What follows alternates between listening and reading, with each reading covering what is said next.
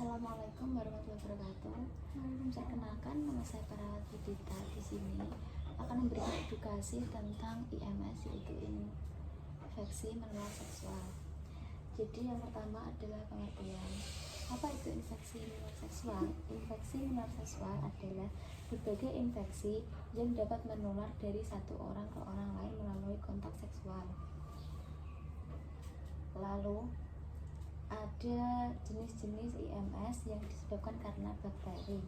Yang pertama ada ginor, kedua ada sifilis, dan ada jenis IMS yang disebabkan karena virus. Yang pertama herpes, yang kedua kutit kelamin, yang ketiga AIDS, dan yang keempat hepatitis. Lalu ada beberapa macam IMS berlanjut.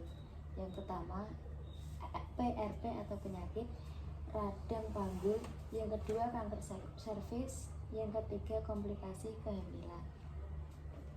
Lalu ada kontak seksual, yaitu satu, tidak hanya berhubungan seksual, yang kedua meliputi ciuman, kontak oral, genital, dan mainan seks, yang ketiga tidak ada kontak seksual yang benar-benar aman, dan yang keempat hanya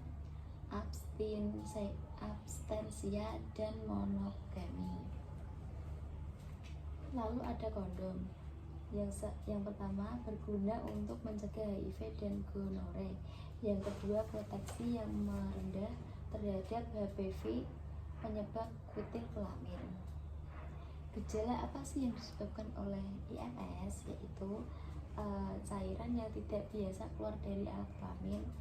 Yang kedua, keluarnya darah bukan pada masa haid atau infeksi vagina. Yang ketiga, rasa sakit pada vagina, perut bagian bawah, dan saat melakukan hubungan seksual. Yang keempat, muncul bintik-bintik kecil pada alat kelamin.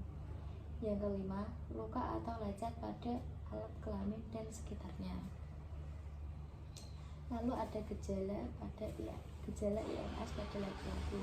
Tadi pada perempuan ya, Bu. Yang pertama, rasa sakit saat kencing.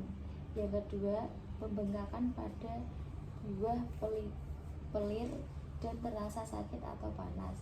Yang ketiga, muncul bintil-bintil kecil pada alat kelamin.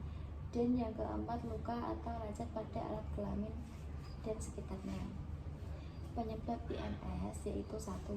Ketidaktahuan, 2. Tidak ada perlindungan seksual, 3. Aktif secara seksual pada usia muda, 4. Lapisan mukosa menurut rahim lebih rentan, 5. Perilaku mencari pengobatan yang buruk. Lalu bagaimana sih cara penularannya?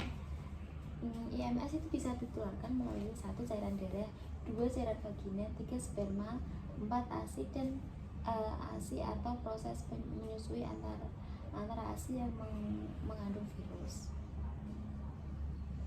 Baik, lalu ada